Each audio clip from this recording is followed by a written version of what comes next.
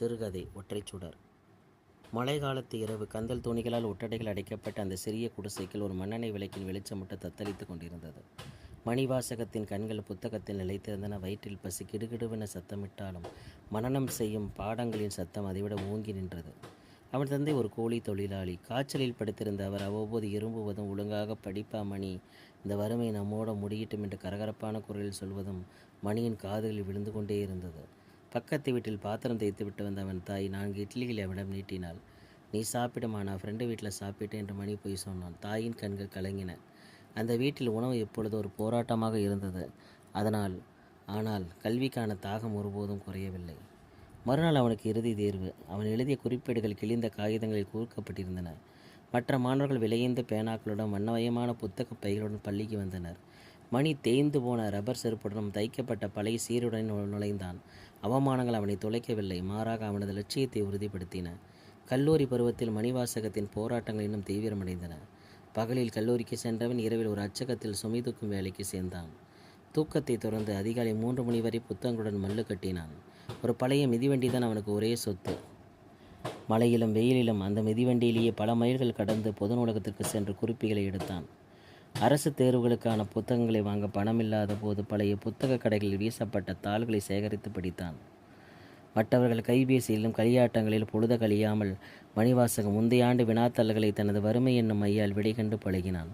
அவனுடைய முதல் 2 முயற்சிகள் தோல்வியில் முடிந்தன. உறவினர்கள் படிக்கிற வயசில் வேலைக்கு போயிருந்த 4 காசு பார்த்துருக்கலாம் என்று ஏளனம் செய்தனர். ஆனால் அவனது தாய் தனது ஒரே ஒரு கம்மலை விற்று அவனுக்கான தேர்வுகளை கட்டணத்தில் செலுத்தினாள். அந்த தியாகம் அவனை உறங்க விடவில்லை.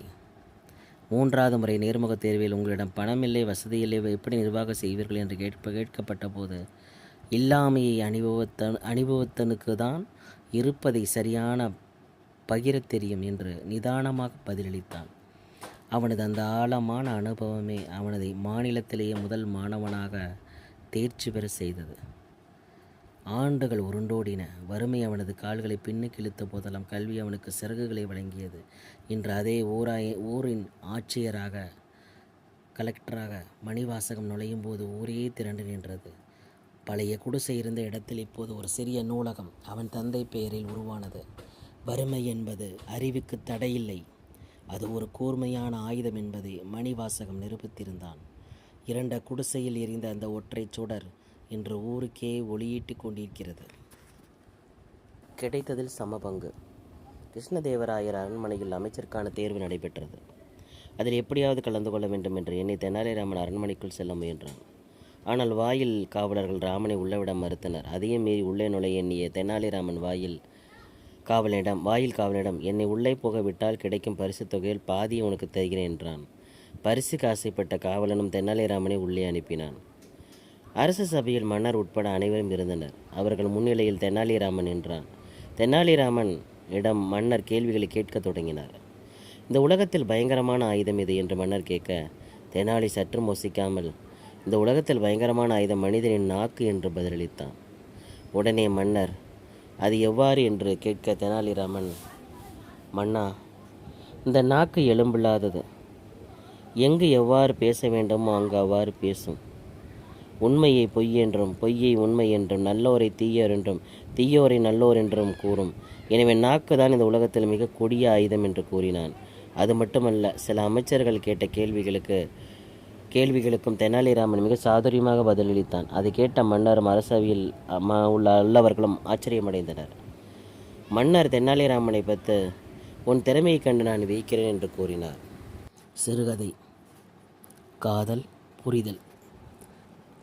ஏங்க, நம்ம பொண்ணை உங்கள் அம்மா வீட்டில் இருந்து அவள் கல்லூரிக்கு போக சொல்லலாமா? என்ன திடீர்னு? பொண்ணு மேலே பாசமா இல்லை எங்கள் அம்மா மேலே பாசமா? அதெல்லாம் ஒன்றும் இல்லைங்க. ஒரு சில விஷயங்கள் நாம் சொன்னால் அவள் புரிஞ்சுக்க மாட்டா, கோவப்படுவா. இந்த காலத்து பசங்க அந்த மாதிரி தான் இருக்காங்க. அதையே பெரியவங்க சொன்னால் மறுப்பு இல்லாமல் யோசனை செய்து பார்ப்பாங்க. அதுக்கு தான் காலேஜ் முதல் நாள்லேருந்து உங்கள் அம்மா வீட்டில் இருந்து போனால் அவளுக்கு எந்த சந்தேகம் வராது. நீ என்ன சொல்ல வர? எனக்கு எதுவும் புரியலையே. இவருக்கு எல்லாம் விளக்கமாக சொன்னதான் புரியுமாக்கும் என்று மனதில் நினைத்து கொண்டவள், நாம் 2 பேரும் காலேஜில் படிக்கும்போது தான் காதலிச்சு கல்யாணம் பண்ணிக்கிட்டோம். நீங்கள் நல்லவராக இருந்ததுனால நாம் 2 பேரும் வீட்டில் எந்த எதிர்ப்பும் இல்லை. நமக்கும் நல்ல வேலை கிடச்சிது. இப்போது சந்தோஷமாக இருக்கோம். அதுபோல் நம்ம பொண்ணும் காலேஜில் யாரையாவது காதலிச்சா என்ன பண்ணுறது? அந்த பையன் நல்லவனாக இருந்தால் பரவாயில்ல. ஆனால் ஒரு சில பசங்க சும்மா லவ் பண்ணுற பேரில் காலேஜை கட் பண்ணிவிட்டு பொண்ணை பைக்கில் உட்கார வச்சுக்கிட்டு ஊரையெல்லாம் சுற்றிக்கிட்டு சினிமா பீச்சுன்னு போயிட்டு அப்புறம் கல்யாணம் பண்ணுற நிலை வரும்போது எங்கள் அப்பா வேண்டான்னு சொல்கிறாரு, அம்மா பெரிய இடமா பார்க்குறாங்கன்னு சாக்க போக்க சொல்லிட்டு திரியிற பசங்களாக இருந்தால் என்ன பண்ணுறது? அதுதான் பயமாக இருக்குது. சரி, அதுக்கு எதுக்கு உங்கள் அம்மா வீட்டில் விட சொல்கிற? உங்கள் அம்மா வீடு தானே நம்ம பொண்ணு கல்லூரிக்கு பக்கமாக இருக்குது. இதையும் விலைக்கு சொல்லணுமா? எங்கள் அம்மா ஒரு ஓட்டவாயி. நம்ம பொண்ணு லீவு நாளில் வீட்டில் இருக்கும்போது நம்ம லவ் மேரேஜை பற்றி ஒரு வேளை அவகிட்ட சொல்லிட்டா அவளுக்கும் அந்த எண்ணம் வந்துடும் இல்லையா? அதனால தான். ஆனால் உங்கள் அம்மா 3 பொண்ணுங்களை நல்லபடியாக வளர்த்து படிக்க வச்சு நல்ல குடும்பத்து மாப்பிள்ளையை பார்த்து கல்யாணம் பண்ணி கொடுத்துருக்காங்க. அது உனக்கு தெரியலையா? அதனால் நம்ம பொண்ணையும் அவங்க பொண்ணுங்க மாதிரி கண்டிப்பாக வளர்ப்பாங்க. காதல் கத்திரிக்கான்னு எதுவும் வராமல் இந்த விஷயத்தில் கவனமாக இருப்பாங்க. நமக்கு கடைசி காலத்தில் எந்த பிரச்சனையும் வராது. பொண்ணை பெற்ற அம்மாவுக்கு சுருக்கென்று இருந்தது.